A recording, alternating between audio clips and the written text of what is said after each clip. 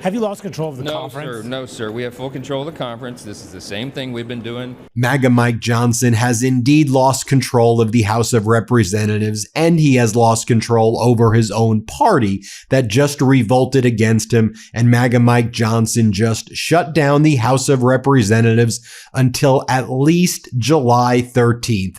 So at least a 2-week shutdown right now because the MAGA Republicans refused to pass a rule which would allow pieces of legislation and other matters before the House of Representatives to come to the floor. So MAGA Mike Johnson just decided, all right, we're going to shut down the House of Representatives once again. You had MAGA Republican Congress members like Luna, Miller, Harris, Burchett, Burleson, Roy, Fine, Crane, Spard, Self, Turner. You had Thomas Massey, Boebert, and Scalise all vote against the rule. And so now the House of Representatives is indeed shut down. Now, Manu Raju is asking MAGA Mike Johnson about just having zero control over the House heading into the midterms as the MAGA Republicans in generic ballots are trailing Democrats somewhere between 10 and 20 points. Watch what MAGA Mike Johnson says to Manu Raju. Play this clip. For us to stop our very important progress forward from House Republicans because some Senate Democrats are refusing to do their job. That's where we are. That's the reality of it. This is life with a small margin, small majority, and we'll work through it as we always do. Come back and try to do this. We're going to do it again. We're going to do it again. This week. Have you lost control of the conference? No, sir. We have full control of the conference. This is the same thing we've been doing the whole time. We have the smallest margin in U.S. history. We're nearing an election.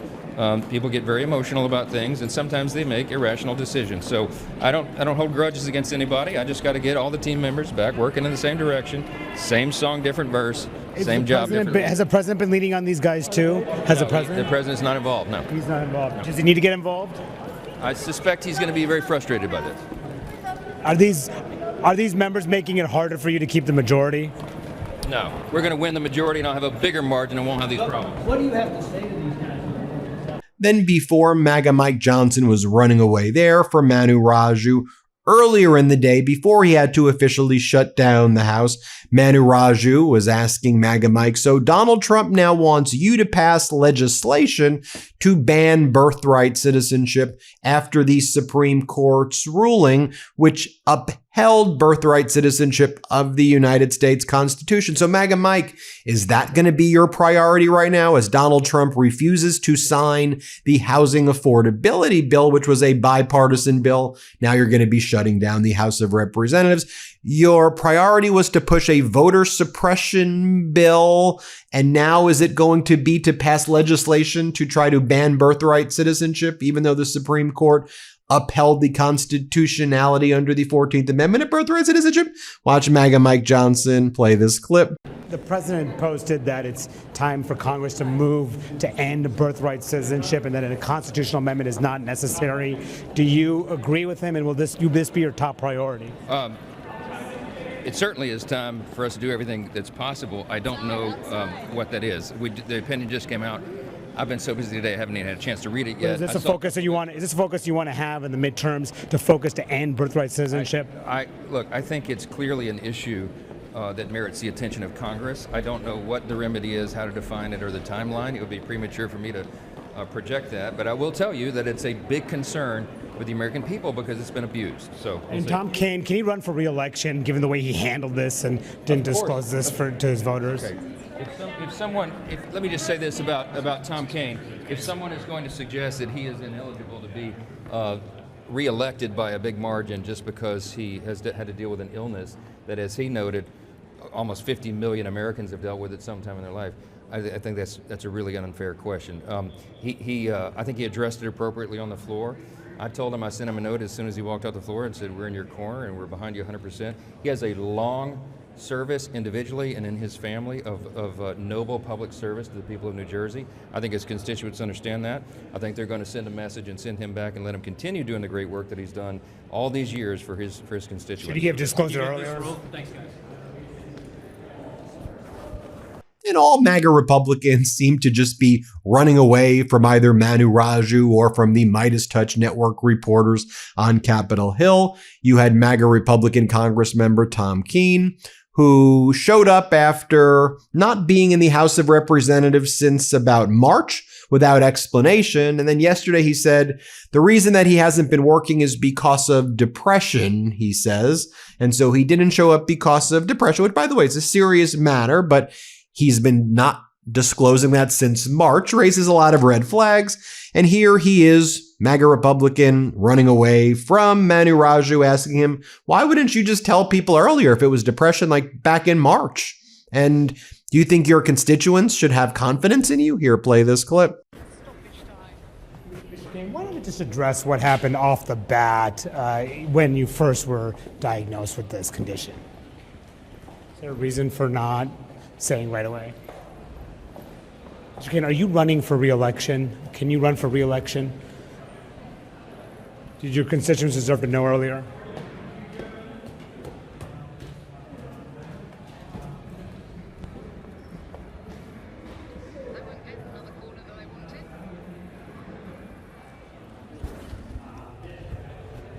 And then we had all these MAGA Republicans just peacing out, running away. They're on vacation for another 2 weeks now as the House of Representatives is shut down. MAGA Republican Congress member Grothman ran away from the MeidasTouch Network's Pablo Manriquez. Play this clip. Congressman, real quick, what are House Republicans doing this week on affordability? Nothing? MAGA Republican Congress member Gill ran away from the MeidasTouch Network. We were just asking him basic questions. The question was this. It wasn't a trick question. What are House Republicans doing this week on affordability? What are you doing on affordability? They run away from us. Play this clip. Congressman, real quick, what are House Republicans doing this week for affordability? Hey, MAGA Republican Congress member Hearn, what are you doing on affordability? Play this clip. Congressman, real quick, what are House Republicans doing this week on affordability? Nothing. If you're anything like me, a lot of the information you take in every day doesn't come from sitting down and reading a report. It comes from conversations, interviews, meetings, phone calls, and discussions with people who know something you don't. The problem is those conversations move fast and it's easy to forget an important detail later. That's exactly why I've been using Plod. Plod creates these AI-powered wearable devices that help capture, organize, and recall information from real-world conversations and moments. So whether it's an interview, a meeting, a phone call, or just a voice memo, it captures the details while you stay focused on the conversation. Afterward, everything is searchable, organized, and easy to reference. It supports transcription in 112 languages, is trusted by more than 2 million users worldwide, and is built with enterprise-grade privacy and compliance standards. I have the Plod NotePin S here. It's a small wearable device that follows me throughout the day, so whether I'm preparing for the show, discussing breaking news, or organizing thoughts between recordings, it lets me capture important details without constantly reaching for my phone. It's made my workflow a lot easier because I can stay engaged in the conversation instead of worrying about taking notes. And it even helps me with the basic stuff I'm bad at, like remembering people's names. Say I'm in a meeting and a lot of people I just met are speaking, it'll organize all the information. I can easily look up who was who, remind myself of the action items, so I could actually be present in the moment and be sure that none of the information discussed gets away from me because I could always look it up later. And there's a bunch of ways to wear it. There's a magnetic pin, a clip, a lanyard to wear as a necklace like the one I have on now, a wristband. It's super cool and so helpful. If your day is driven by conversations, interviews, analysis, and staying informed, Plod helps make sure nothing important gets lost. Get up to 20% off with code Meidas at plod.ai/Meidas. That's PLAUD.ai/Meidas. MEIDAS. Now, I guess at least MAGA Republican Congress member Troy Nell stopped to speak with the MeidasTouch Network's Pablo Manriquez when the House was officially shut down as he was leaving to go back home to Texas. He was asked by Pablo Manriquez of the MeidasTouch Network the same question we asked the other people. How do House Republicans make the case that you're fighting for affordability when you go back to your district? Here's what MAGA Republican Congress member Troy Nels had to say. Play this clip. Congressman, real quick, how do House Republicans make the case that you're fighting for affordability when you go back to your districts? Affordability? What are you talking about? I mean, Well, affordability is the I'm big. going to go there tomorrow. Over the 4th. I'm going to get me a couple big lobster tails. I'm going to get me some nice ribeyes. I'm going to sit in my backyard with my family, my neighbors. And we're going to be enjoying the 4th, celebrating 250 years, the birthday. We're going to be celebrating the greatest president in my lifetime, Donald J. Trump. Maybe watch some fireworks. Won't be up here. It's going to be too hot, right? And I'm in bed at 11 o'clock. I heard the fireworks ain't going off till 11 o'clock Eastern on the 4th of July. I probably have to sleep through that one. But listen, everybody understands you're going to see a little increase in energy prices because of Iran. I mean, come on, people aren't stupid. You realize that when you have a conflict with Iran. But I think in the end, this short-term increase in some of the costs of energy, gasoline and stuff, is temporary. But President Trump has made it very clear to these companies, don't be gouging, no price gouging. I mean, energy, what? Oil was at $69 the other day, 72 today. I mean, the price has got to come down. Don't take advantage of the American people. To me, it's almost criminal. You think 60% of Americans? So we got to do that. We have to do that. And I think that the overall goal and objective is to make sure Iran never has a nuclear weapon. So I'm okay with the increase in fuel because you knew it was going to happen with oil and the Strait and everything. But it's a temporary issue. You think the 60% of Americans who are living paycheck to paycheck can afford lobster tails and ribeyes and all of that? Maybe not. Maybe the 60% of America don't work as hard as I do either. I mean, I don't know. And then MAGA Republican Congressmember Troy Nehls wasn't done there yet. He said what we really need to do in this country is, he said, we need to put a big bed sheet over the Statue of Liberty, and we need a 10-year moratorium. Put a big sheet over the head of the Statue of Liberty. Here, play this clip. The fact of the matter is this, is that if the American people are truly going to enjoy the 4th of July, right? You have to love our country, number one. You have to love our country. Do they have an incentive to if they There's a can't lot afford of life people. here? There's a lot of people. Can I tell you something? This is what we got to do. We got to put a bed sheet, a big bed sheet, over the Statue of Liberty. 10 years, 10-year moratorium on immigration. No more. We have to get this under control. The amount of people that are in this country, we don't even know who they are. The tens of millions that came through in the previous administration, we don't know who they are. The people over here on visas, you signed a little deal that says, I come over here for 5 years and then I'm going to leave. They're overstaying their visas. The fact of the matter is, we got to have a 10-year moratorium on immigration. So we got to have a freeze, put a bed sheet over the Statue of Liberty. Why a bed sheet? Instead of having a bed sheet, because she's going to need to go to sleep for a while. She got to go to sleep for a while because we're not letting anybody in anymore. Well, some people think a bed sheet. We got it. I'm not saying it's dead. What I'm trying to say is that instead of having a torch, maybe it needs a stop sign. Maybe we need a little bit of a stop sign. Well, so I guess if it was a report card, what grade would you give Donald Trump on affordability? And on affordability and aid, with everything he's dealing with. He's dealing a lot with the previous administration too, and all the stupid things that they did. So no, I give Donald Trump an A+. I'm celebrating the 4th of July, and the Americans should appreciate the fact that we've got the greatest president of my lifetime in the White House, Donald Trump. Okay. What about MAGA Republican Elsie? Hey, MAGA Republican Congress member Elsie, what are you going to do for affordability? And then he's like, you're going to have to ask the people who are in charge. It's you. You guys control every branch of government. MAGA Republicans, you control every branch of government. Here, play this clip. Mr. Elsie, how do House Republicans make the case for affordability when you go home to your districts now? You'll have to ask the people who made this happen, and I'm not one of them. Well, you have a trifecta. House, Senate, and White House. So then we spoke with Democratic Congresswoman Ballant, and we asked her, what'd you just make of what the hell just happened? You have all these MAGA Republican Congress members just running out, shutting down the House, shutting down the People's House. What do you make of it? Here, play this clip. Congresswoman, what do you make of Republican Speaker of the House, Mike Johnson, deciding to cut and run yet again before the week is over? Okay. I have my team total up the number of days that he has sent us home early since I've been in Congress. And it was up to 74 days, but now I got to add a few more days. It's absurd.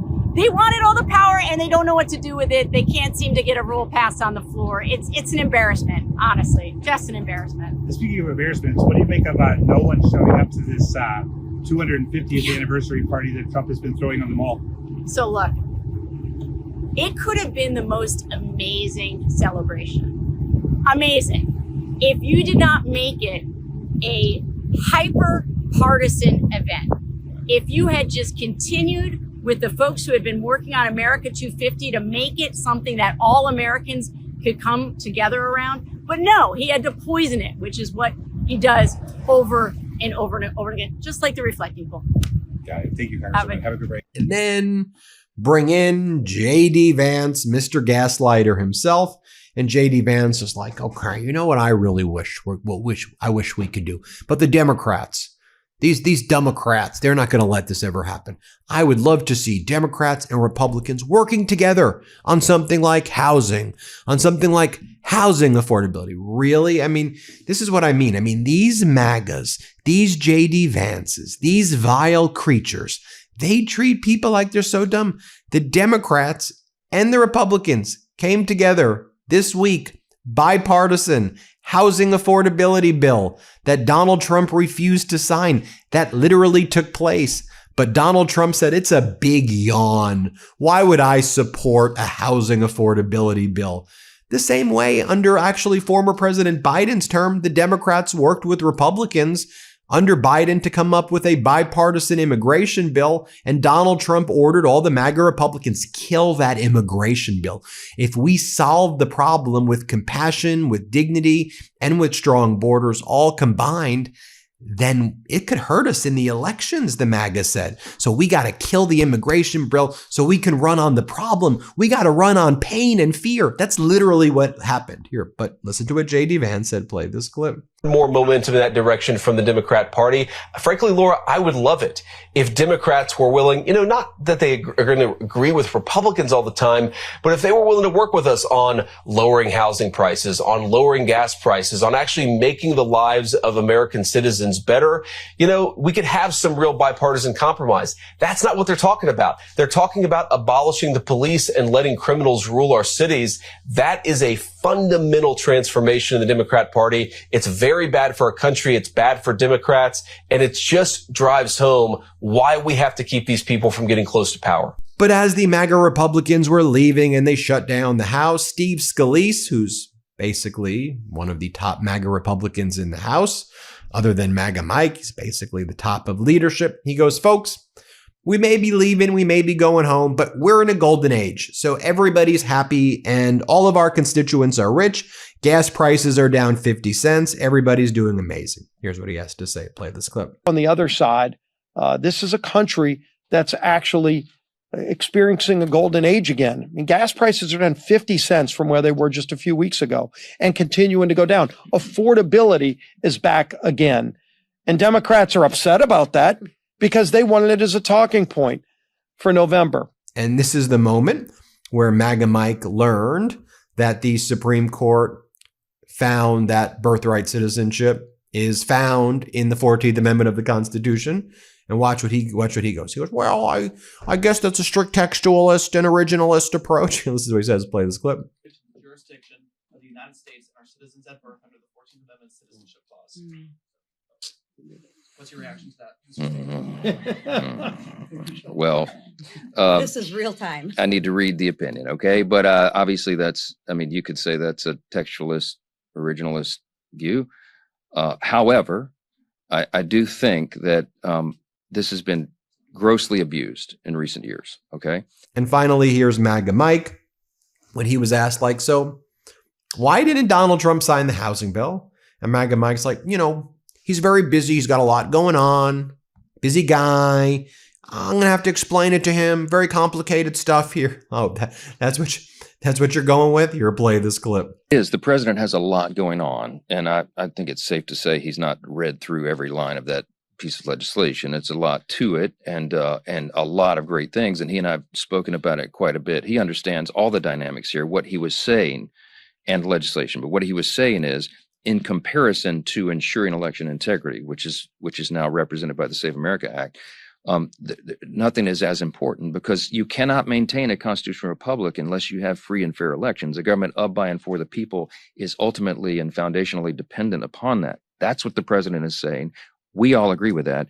And by the way, so do the American people. And that's not to say that there are not also incredibly important issues, and the cost of living and affordability is among them. It's top of mind. I've spent 6 hours in the Oval Office just in the last few days. I think 4 hours on Thursday, over 2 hours yesterday. We talked about all this in great length. The president certainly understands the importance of affordable housing. As he's noted yesterday, he knows as much about housing as anybody, because that in many respects was part of his portfolio. And that was, folks, what was going on in the House of Representatives as MAGA Mike Johnson shuts down the House again. 2 weeks, it's closed. They don't do work. They're pathetic.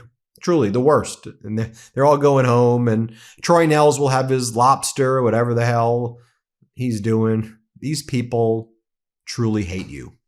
These MAGAs truly hate you. I don't mean, just being blunt. They hate you. They hate America. They hate this country. They hate your happiness. They hate your family. They're haters. They're losers and they're haters. I say that objectively. Anyway, hit subscribe. Let me know what you think. Let's get to 7 million subscribers. New Meidas merch. Head to store.MeidasTouch.com today and get yourself the best pro-democracy gear and show your support. That's store.MeidasTouch.com.